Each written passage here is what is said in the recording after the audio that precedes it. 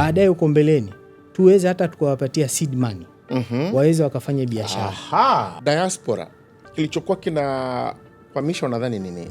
Na sio tu hivyo, tumeweka rekodi kwamba kila mwezi tunakusanya si chini ya bilioni 20. Na sababu za kutorejesha sio uhuni. Wengi bado wanakuwa hawajaanza kutengeneza kipato. Lengo kuu sio kumkomoa mtu. Lengo kuu ni kuhakikisha kwamba hizi pesa zinarudi kwa faida sasa ya anayetutazama. Haya ni makusanyo ya mwaka mwezi. Bodi imeanza kutoa mikopo katika ngazi ya diploma.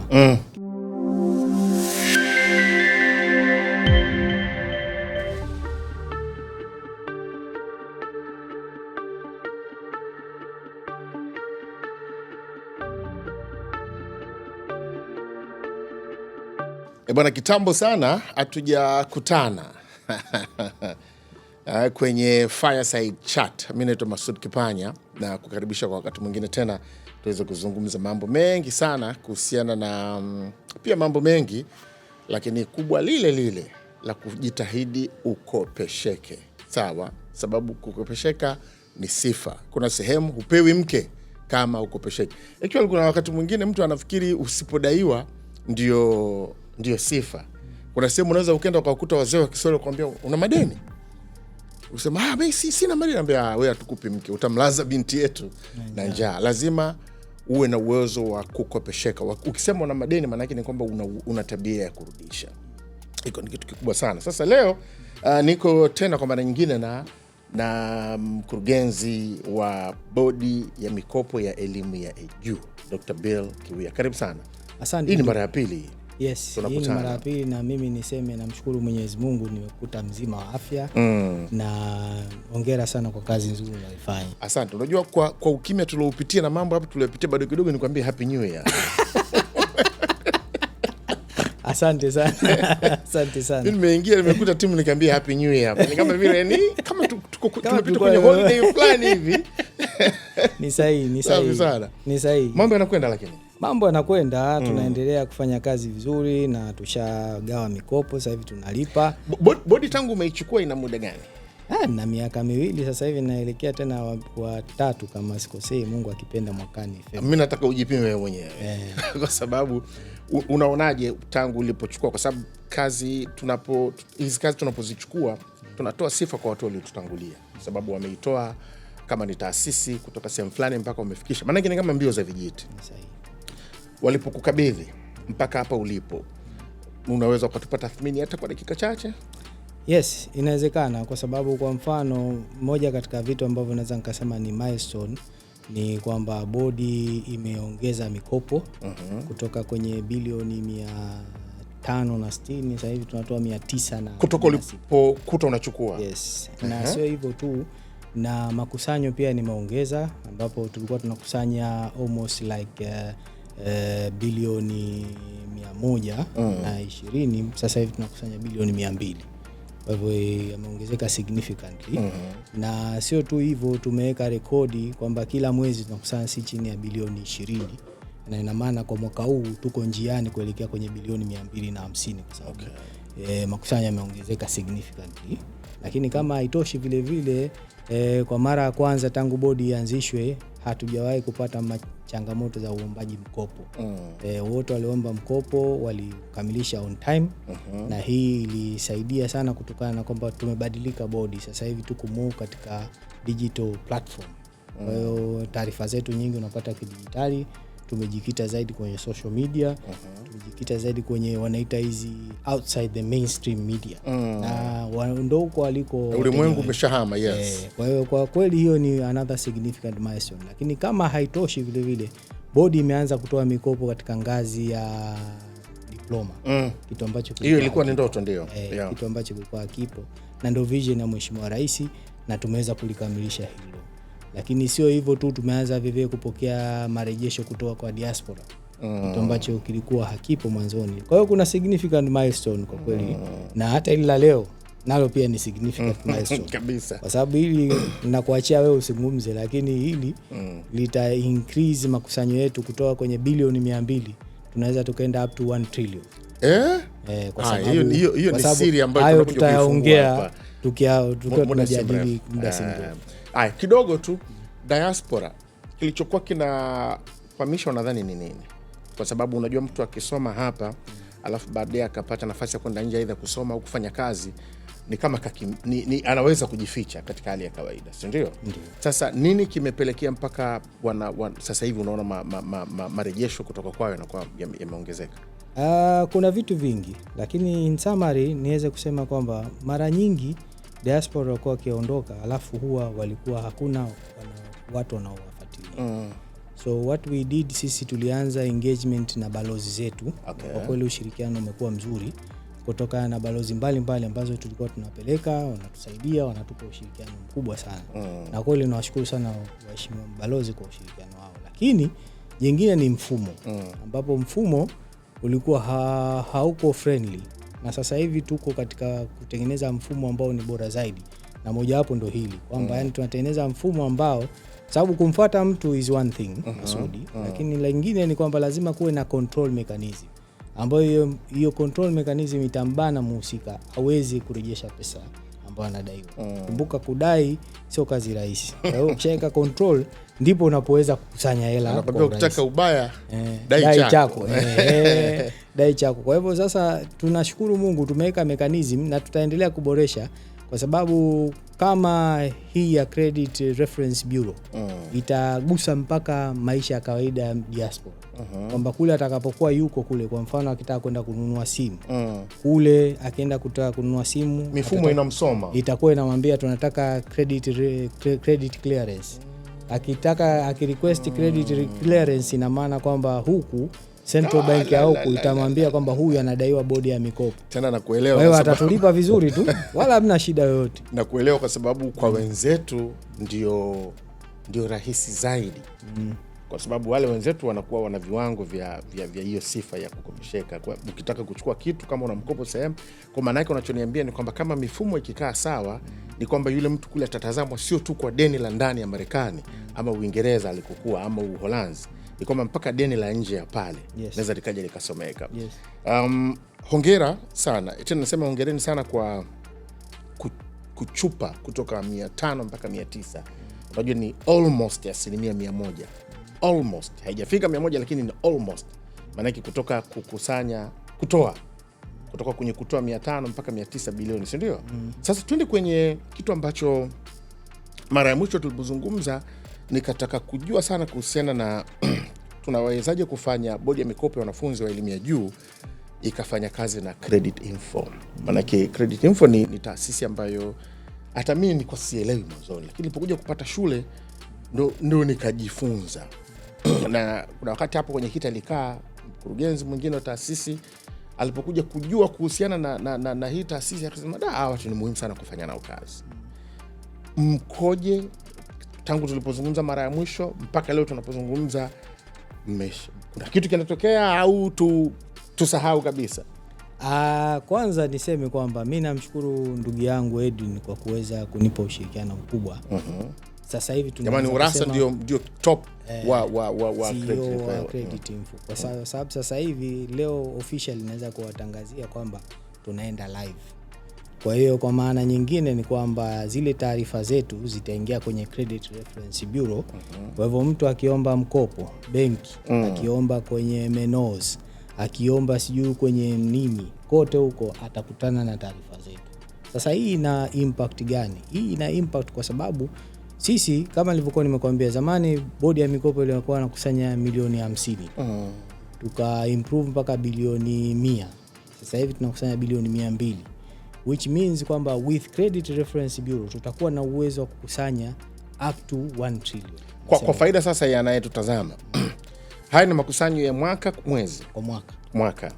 Okay. Na lengo kuu ni kwamba nini? Katika haya makusanyo ambayo tunazungumza sisi hapa, kwa mfano tunakusanya mengi yanatokea kwenye formal sector. Lakini kwenye informal sector asilimia kubwa tunakuwa tunapata changamoto. Sasa with Credit Reference Bureau, ukisema formal sector maana yake ni kwamba waliokopeshwa wakiwa kwenye sekta rasmi ni rahisi kuwapata.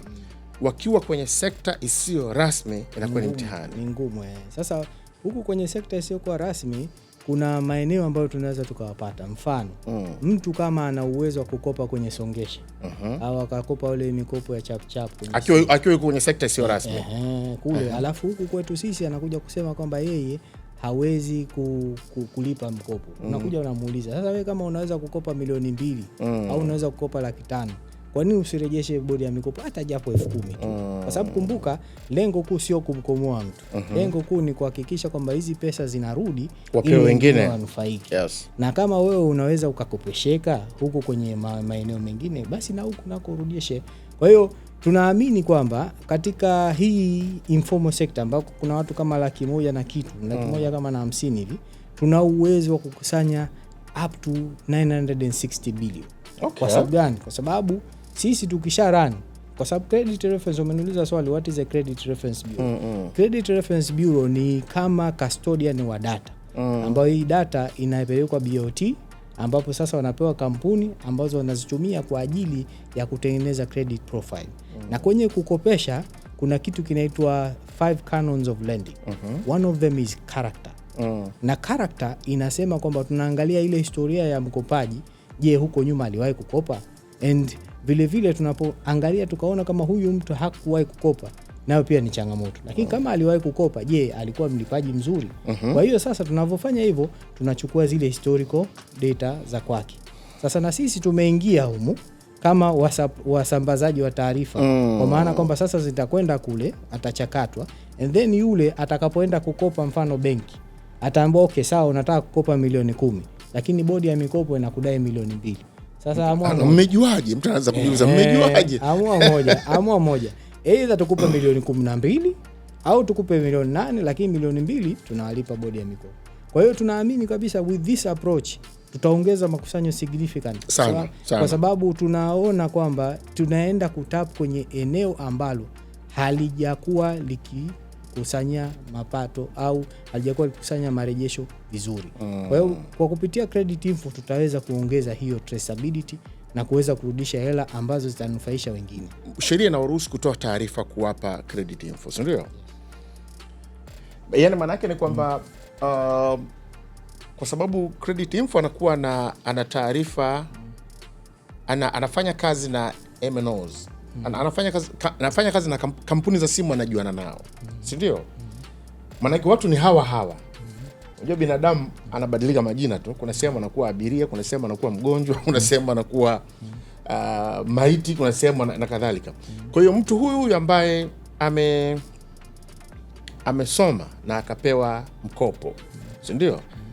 Lakini hayuko kwenye, labda hafanyi kazi kwenye kampuni inayoeleweka, hayuko rasmi, lakini yuko mtaani na hela anapata, ila hatumpati. Ina maana zile data credit info anakuwa nazo. Yes. Alafu na sisi tunapaza kwetu, yeye anafanya kitu kinaitwa scanning. Akiskana anatuambia bwana, kuna watu hawa, and then tunawasiliana na zile kampuni husika. Yani wao watawasiliana na zile kampuni husika. Ataambiwa, kwa sababu sheria inawabana hawa kwamba kama akionekana mdaiwa anadaiwa sehemu nyingine, sheria inambana, lazima alipe kule ndipo aweze kukopesheka tena. Kwa hiyo sisi, kwa mtego ni kwenye kutaka kukopa tena. Kwa hiyo sisi hata akitaka kuomba mkopo, kabla hajapata ule mkopo, kwanza atabidi aseto mkopo wetu, kwa sababu otherwise hataweza kupata ule mkopo. Kwa hiyo anavyoenda kwenye zile MNOs, ataangalia, atakutikana kwamba bwana, bodi ya mikopo inakudai labda milioni 1. Sasa inabidi utengeneze repayment scheme, ambayo ile repayment scheme ndio itakayokusaidia wewe uclear historia yako ili uweze kukopesheka tena na MNOs au hata na benki. Sasa hilo kwetu sisi ni faida, kwa sababu itaturahisishia kazi. Badala ya kukufuata wewe tukaanza kukupigia simu, tunatumia mifumo tu, tunakusanya hela yetu. Lakini hawa wanajua kwamba hii pia inahusisha mpaka mkopo wa buku 20. Wanajua. Kwa sababu sisi tunadhani kwamba mimi sihangaiki, mimi siendi kukopa milioni 10. Maana yake ni kwamba issue hapa ni record. Yes. Si ndio? Yes. Kwa hiyo maana yake kwenye simu unataka kukopa shilingi 20,000, 30,000, unakwama. Na hii itatusaidia kwa kweli. Mimi nasema hivi, tunaweza tukaiangalia kwamba labda mfano tunabana sana, lakini ukweli wa mambo, wajibu wa mtu kukopa lazima alipe. Dawa ya kulipa, dawa deni ni kulipa. Kwa hiyo sasa sisi tunajaribu kukusaidia upunguze ile tunakukumbusha wajibu wako kwamba unapodaiwa basi ulipe, lakini tukiangalia kwa mapana yake kakaangu Masudi ni kwamba tunapanua vile vile wigo wa uchumi. Unajua uchumi wetu uko constrained sana na cash based economy. Lakini tukiweza kuwa na credit linkage na credit info ni kwamba hawa tunawapeleka sasa kwenye credit market, which means watakuwa na historia nzuri, wataweza kukopa simu. Kwa hivyo hata wale ambao wanaingia kwenye mfumo wetu vile vile watakuwa wanatengeneza historia yao ambayo itawezesha kuwa na credit profile nzuri, wakaweza kukopa hata vikopo vidogo vidogo. Kwa hivyo in the long run, badala ya kampuni za simu kuwauzia watu simu kwa cash, sawa, watauzia kwa bando, kwamba huyu kijana kama anatumia vizuri hela yake na ana record nzuri, na tukiangalia kwenye credit reference ana record nzuri, basi badala kumwambia anunue simu ya milioni 2, tunamuuzia bando ambayo bando sasa ndani yake kuna cost ya simu, which means tutaongeza mauzo ya simu, tutaongeza mapato ya nchi na vivyo hata kukuza uchumi. Kwa hivyo tuliangalia in that context vivyo inasaidia in the long run kukuza uchumi. Na sijui kwa nini sisi bado hatujapata, najua hii elimu ya wenzetu kule kwingineko kuko kulikoungua shoka mpini ukabaki. Maisha yao yanakuwa mepesi sana kwa sababu ya hawalipi cash. Sababu kusema ukweli, kwa una mshahara wa 900,000. Sawa. Au nikupandishe kidogo milioni 900,000, 800,000. Maana mimi kuna mtu namfahamu juzi kakasirika sana. Ana masters, mshahara wake 500,000. Kwa ni vitu, na of course sababu anaanza. Ni vitu vya kawaida 500,000, 600,000, 700,000. Una mshahara wa 900,000. Katika hali ya kawaida unaweza usimiliki chochote kwa mifumo, kwa namna tunavyoishi ya kutoa cash. Kwa hiyo kwa wenzetu, tena nimeona hata South Africa tu. Unajua South Africa mimi nakutana na rafiki zangu wanaendesha magari mapya. Gari mpya unajua unazungumzia milioni 80, milioni 100. Nimekuta mtu anaendesha Mercedes Benz mpya. Lakini mtu wa kawaida sio bilionea. Why? Kwa sababu anakwenda kwa dealer. Akienda kwa dealer, ni South Africa, anafahamika, anapewa gari, anatanguliza hela ndogo sana ya kawaida. Na ana mshahara wa kawaida, ana mshahara huo 900,000 wa milioni 1.5, milioni 2, anaendesha gari mpya. Tena ananiambia, Masud, hii gari unaona naiendesha, ikifika mwaka mmoja, miaka 2, nina uwezo kuirudisha kwa dealer. Nikiirudisha kwa dealer, kuna hesabu wanazozitengeneza, napewa gari nyingine mpya. Hela yangu inahama kutoka pale na kuja huko. Bado hii used inakwenda nauzwa kwa utaratibu mwingine. Unamkuta mtu ana TV kubwa, ana furniture nzuri, anaweza utaratibu wa mortgage kwa mfano, makazi mazuri kwa maana ya kumiliki nyumba, sio kwa sababu ana cash, kwa sababu mshahara wake ni ule milioni 1.5. Lakini kwa kuwa ametengeneza ile credit profile, maana yake ni kwamba anakopesheka. Hata sisi huku unaona tunayaona haya magumu, kwa sababu kila unachomuona nacho mtu kalipia cash. Yaani ukimwona mtu ana IST, ndio maana mimi kuna wakati wanafanya utani, naambia ukimsimamisha mtu hapa na IST ukamwambia wewe nionyeshe milioni 2 tu kwenye account yako, hana. Na wakati mwingine anachanganyikiwa kwa sababu gani? Hela yote ameservice ile gari, ameingiza kwenye gari ile.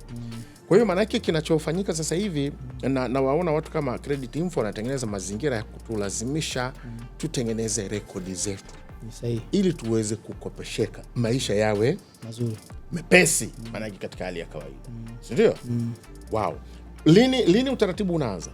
Ndio tunaenda live hivi, kwa sababu integration ishamalizika, na hivi as we are speaking tayari tushaanza operation, na baada ya hapa leo nadhani tutaanza mawasiliano na mabenki waweze kushare. Nadhani Credit Info ndo anawasiliana na mabenki kuweza kuwataarifu kwamba kuna hizi taarifa, and then baada ya hapo tunaanza sasa kuwabili wahusika, watakuwa contacted kwamba bwana wewe unadaiwa na bodi ya mikopo, sasa tunafanyaje ili kusudi. Kwa mfano ziko benki tayari na taarifa zishawa contact Credit Info, wanataka kununua hii mikopo. Ndio hayo nakwambia tunakuza uchumi. Kwa sababu gani? Kwa sababu kama unadaiwa milioni 1 na wewe unakopesheka, kwa nini benki sikulipie mkopo wako? Kama ukaanza kulipa kidogo kidogo ukameza bodi ukaanza umeweka rekodi yako pia vizuri. Lakini kama haitoshi vile, tuko katika maongezi na baadhi ya kampuni dealers kwamba tuwezi kuwakopesha vijana hata simu.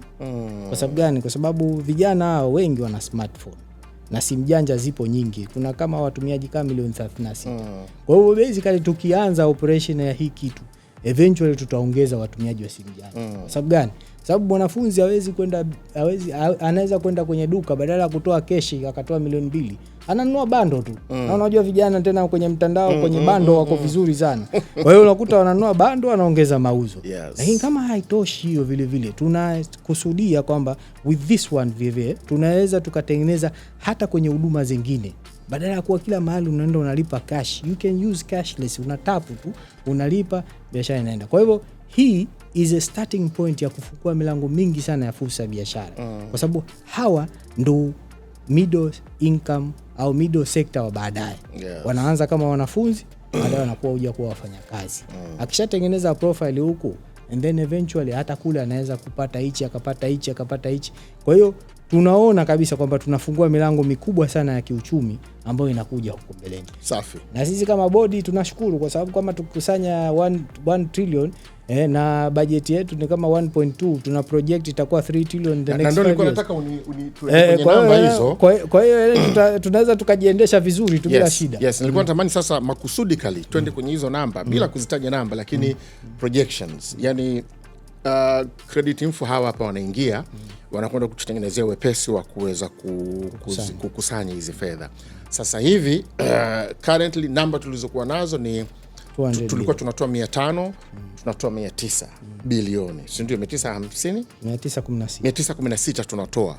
Tumetoka 500 ndani ya muda huu mfupi sana. Tumetoka kukusanya bilioni 100, sasa hivi 200. Wataalamu wako wameshakaa kuangalia, najua ni vitu ambavyo vinawezekana hata kama una namba, lakini watu wenzetu wana uwezo, wanaofaulu siku zote na watu ambao wana uwezo kuibashiri kesho. Si ndio?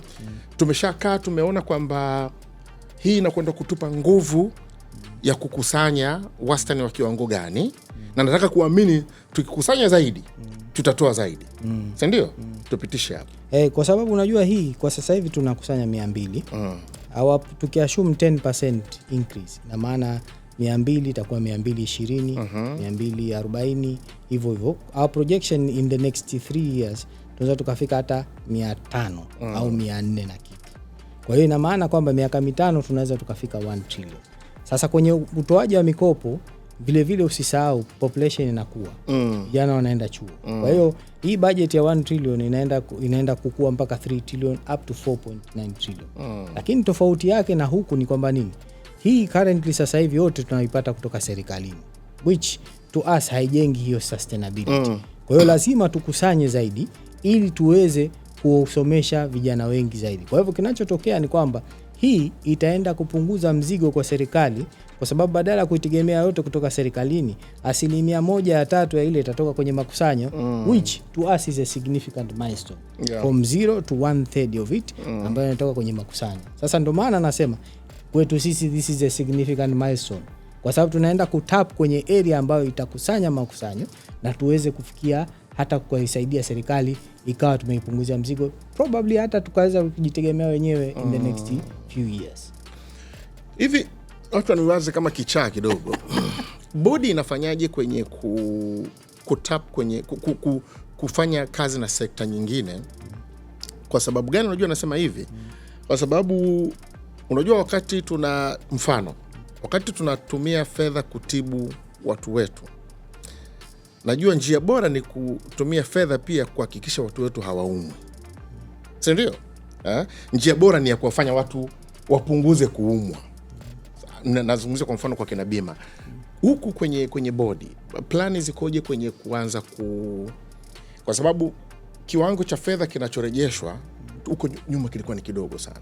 Si ndio? Tumetoka kutoka kwenye karibu milioni 50. Tumekuja unasema projections ni kufika angalau 1/3 ya kinachotoka. Yaani maana yake tukitoa 10 angalau turejeshe ngapi? 3. Na najua kwamba hatutaki kuishia tu kusikitika, tunataka kujua. Najua kuna watu ofisini kwako wanaumiza vichwa kwa nini hela hairudi. Si ndio? Of course sababu zinazotolewa ni hizo kwamba bana mimi nimemaliza chuo, sema kweli sijaanza kuingiza kipato. Bodi ni taasisi ya serikali na serikali mwisho wa siku inataka kutengeneza mazingira mazuri kwa watu wake.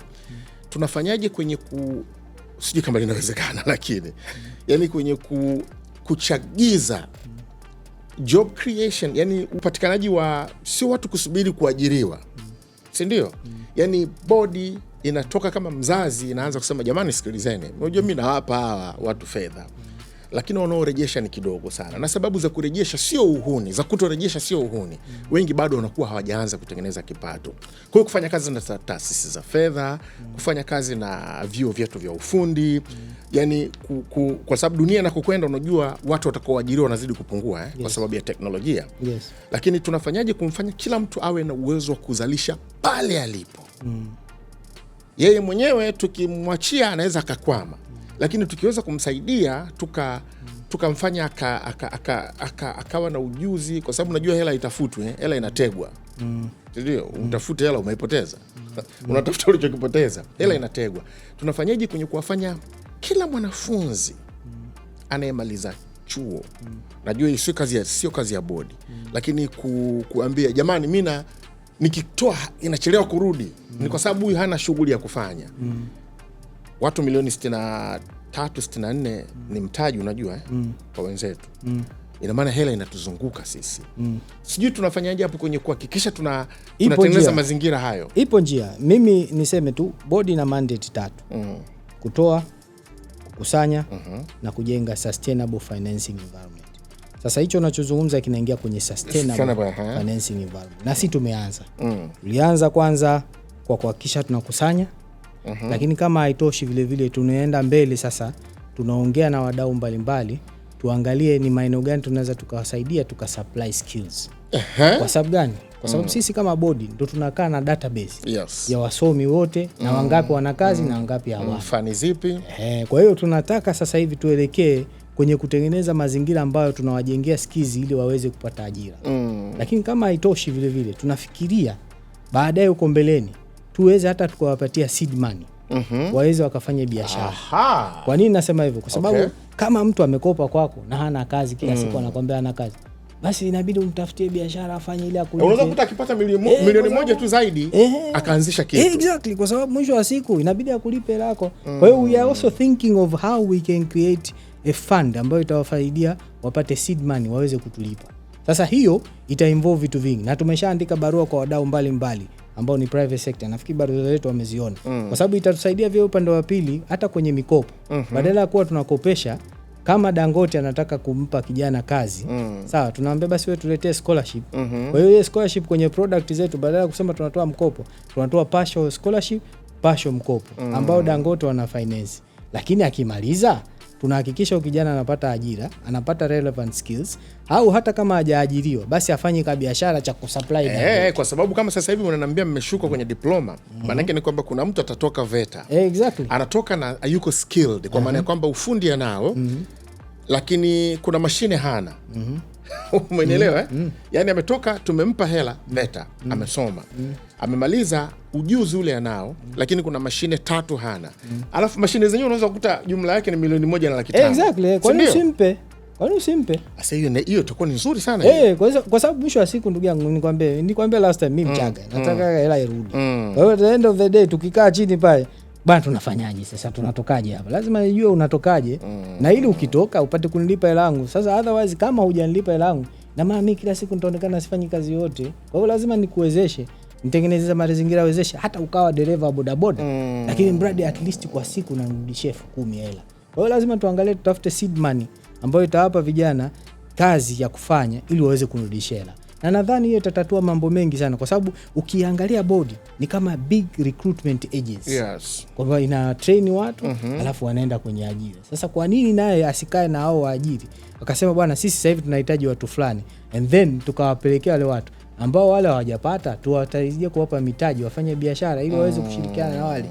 Mwisho wa siku ya building the economy. Wow. Asa hiyo kitu mimi naisubiri kwa hamu, na niko tayari pia kusaidia, kujitolea. Sitaki kulipa. Sio kwa sababu ninazo. Of course nina njaa ya kuona Watanzania, vijana wa Kitanzania wanatoka. Na hatuwezi kila mtu akasubiri kuajiriwa na halmashauri au benki, hizo nafasi zimeondoka. Wewe ukiangalia tu kwenye taasisi za fedha peke yake, kitendo cha wewe kuweza kutumia simu yako kujiingizia fedha kutoka benki kuja kwenye simu, maana yake ni kuna branches nyingi zinazofungwa, si ndio? Maana yake tunakokwenda fikra za kuajiriwa zinatakiwa ziendelee kupungua. Kwa hiyo natamani kila mtu ambaye anatoka ana ujuzi tuna uwezo kumpa nguvu ya kuweza kunyanyuka pale, namna mtu ambaye hapendi kulipa. Unajua ni kutokuwa na fedha tu peke yake. Wow. Asa hiyo safi. Hongereni sana kwa haya mahusiano kati ya bodi ya mikopo ya wanafunzi wa elimu ya juu na Credit Info, ambapo sasa hivi inakwenda kutengeneza uwepesi wa kuweza kukusanya kiasi cha fedha ambacho kinakuwa kinatolewa kwa wanafunzi. Lakini pia hongereni kwa kushuka kwenye elimu ya kati, tunasema si ndio? Vyuo vya elimu ya kati. Tulikuwa tumekaa tu kwenye elimu ya juu universities, lakini sasa unaposikia diploma maana yake iko hivyo. Najua huku chini hakuna shida sana kwa sababu kama bure, lakini hapa kati ndio wako wengi zaidi, si ndio? Hongereni sana. Muda wetu umetutupa mkono. Kuna chochote ambacho natamani kuwaambia Watanzania? Sisi tunachosema tu vijana wetu kwamba wasome, waweze kupata ujuzi, na sisi bodi tuko tayari kuwahudumia, na matumaini yetu ni kwamba tutaendelea kuboresha huduma zetu. Kama nilivyosema, tukishirikiana na sekta binafsi tunategemea tutakuja na product nyingi. Kwa hivyo wategemee katika miaka mbeleni tutaweka product mbalimbali ambazo kijana badala ya kuwa naomba mkopo tu, mwingine anaweza kupata scholarship, mwingine anaweza kupata mkopo kidogo, maana wengine wana uwezo. Kwa hiyo tunatamani kila mmoja apate mkopo. Ndio maana nasema kila siku kwamba kila mtu apate mkopo. At the end of the day hawa wanakopa na warudishe. Kwa hiyo mimi ninachosema ni kwamba tutaendelea kuboresha, lakini hii milestone ya leo ni kubwa sana ambayo itaweza kuongeza sio tu ukusanyaji, lakini vivyo hata kuchochea ukuaji wa uchumi. So I'm excited kwamba naona kwamba itasaidia sana katika maendeleo ya nchi. Asante. Anaitwa Dr. Bill Kiwia, mkurugenzi wa bodi ya mikopo ya wanafunzi wa elimu ya juu. Ndio hata mwaka wa 3 bado hajakamilisha, bado mpya. Sasa wasikutoe basi. Ushaanza ugangake. Hapana, yani mimi naamini katika maono. Mtu mwenye ambaye ana fikra nzuri unamtumia pale alipo kwa kiasi kikubwa sana. Of course sio kwamba usikupe nafasi za juu lakini saidia hapo watu. Bwana, kwa niaba ya wote ambao wameshiriki kwenye kukuletea nyakati au wakati huu mzuri wa mazungumzo, mimi naitwa Masud Kipanya. Mpaka wakati mwingine tena, bye bye.